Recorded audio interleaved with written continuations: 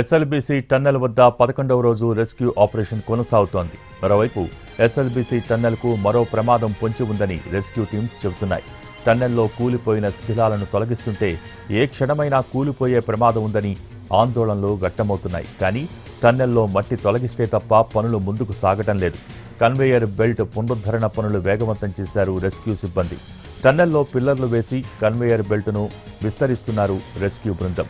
TBM machine cutting పనులు చివరి దశలో ఉన్నాయి. టన్నెల్లో డీవాటరింగ్ కొనసాగుతోంది. నీరు ఎక్కువ ఊరుతూ ఉండడంతో మట్టి తవ్వకాలకు ఆటంకం ఏర్పడుతోంది.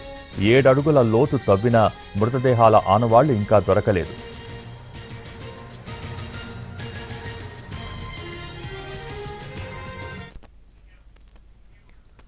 ఎస్ఎల్బీసీ టన్నెల్ వద్ద 11వ రోజు రెస్క్యూ ఆపరేషన్ కొనసాగుతోంది. మరోవైపు ఎస్ఎల్బీసీ టన్నెల్కు మరో ప్రమాదం పొంచి ఉందని రెస్క్యూ టీమ్స్ చెబుతున్నాయి. దీనికి సంబంధించి లేటెస్ట్ అప్డేట్స్ మా ప్రతినిధి పాషా లైవ్ ద్వారా అందించేందుకు సిద్ధంగా ఉన్నారు. Pasha, over to you. భోగి ఎస్ఎల్బీసీ టన్నెల్లో 11వ రోజు రెస్క్యూ ఆపరేషన్ కొనసాగుతుంది. అయితే 7వ రోజు వరకు ప్రతికూల అంశాలుగా ఉన్నటువంటి వాటిని అనుకూలంగా మలుచుకొని రెస్క్యూ బృందాలు ముందుకు పోతున్నాయి. అయితే ప్రధానంగా రెస్క్యూ బృందాలు చెప్తున్నటువంటి అంశం ఏంటంటే టన్నెల్లో మరో ప్రమాదం పొంచి ఉంది, అందుకు సంబంధించినటువంటి ఇండికేషన్స్ మాకు కనిపిస్తున్నాయని చెప్పేసి వారు చెప్తున్నారు. ఒక పక్క కన్వేయర్ బెల్ట్ పునరుద్ధరణ పనులు చేస్తున్నాము, మరో పక్క టీబీఎం మిషన్ ని దాదాపు ప్లాస్మా కట్టర్లతో కట్ చేసే ప్రక్రియ చివరి దశకు వచ్చింది.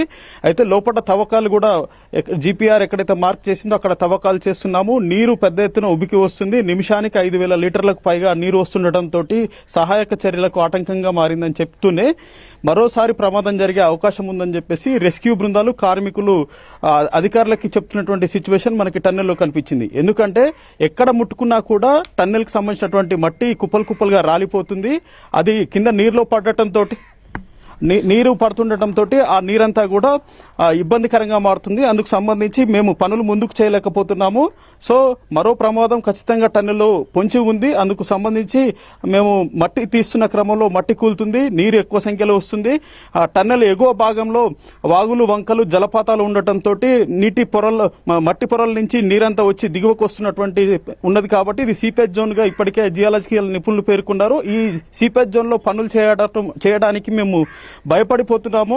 మరోసారి ప్రమాదం జరిగితే రెస్క్యూ టీమ్కే రిస్క్ ఉంటుందని చెప్పేసి వారు పేర్కొంటున్నటువంటి సిచ్యువేషన్ మనకి టన్నెల్లో కనిపిస్తా ఉంది భోగి. సో అయినప్పటికీ కూడా టీబీఎం మిషన్ కటింగ్ కొనసాగుతుంది. కన్వేయర్ బెల్ట్ దాదాపు పునరుద్ధరణ పనులు కొలిక్కి వచ్చాయి.